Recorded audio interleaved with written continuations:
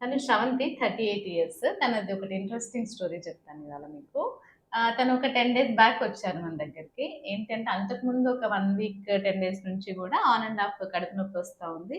ఇర్రెగ్యులర్‌గా bleeding అవుతుంది అని. సరే పెయిన్ వస్తుంది గదా! అని ఫార్మసీకెళ్ళి ఒక టాబ్లెట్ తీసుకొని వేసుకున్నారు. సో, పెయిన్ తగ్గిపోయిందని ఇంకా వదిలేస్తున్నారనమాట దాన్ని. అయితే ఒక 10 డేస్ బ్యాక్ చాలా సివియర్ పెయిన్ వస్తుంది. బ్లీడింగ్ కూడా అట్లానే కంటిన్యూ అవుతుందని వచ్చారు. అయితే స్కాన్ చేసి చూస్తే ట్యూబ్‌లో ప్రెగ్నెన్సీ వచ్చి అది ఆల్రెడీ రప్చర్ అయిపోయింది. అండ్ ఫ్రీ ఫ్లూయిడ్ ఆల్మోస్ట్ ఒక 500 ఎంఎల్ వరకు ఫ్రీ ఫ్లూయిడ్ ఉంది. అంటే అది రప్చర్ అయిపోయి బ్లీడింగ్ అయింది. సో, ఏంటి అంటే తను 38 ఇయర్స్ ఇద్దరు పిల్లలున్నారు. ఆల్రెడీ ట్యూబెక్టమీ కూడా అయిపోయింది. చిన్న వాళ్ళకి ఇప్పుడు 12 ఇయర్స్ కదా! చిన్న వాళ్ళకి. అవును. సో, ఒకరు 12 ఇయర్స్, ఒకరు 14 ఇయర్స్. సో, ట్యూబెక్టమీ కూడా అయిపోయింది కదా! తనకసలు ప్రెగ్నెన్సీ అన్న డౌట్ కూడా లేదు.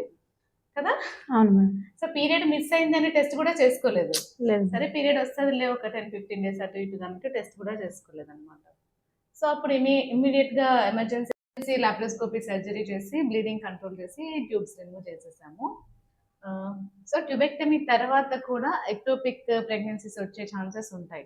సో, ట్యూబెక్టమీ అయిపోయినా కూడా పీరియడ్ మిస్ అయిన తర్వాత ఏదైనా అబ్నార్మల్‌గా పెయిన్ ఏమన్నా అనిపించినా, లేదంటే కొంచెం కొంచెం బ్లీడింగ్ ఏమన్నా అనిపిస్తా ఉన్నా, so, anything different from normal ఏదైనా ఉంటే better to consult a doctor.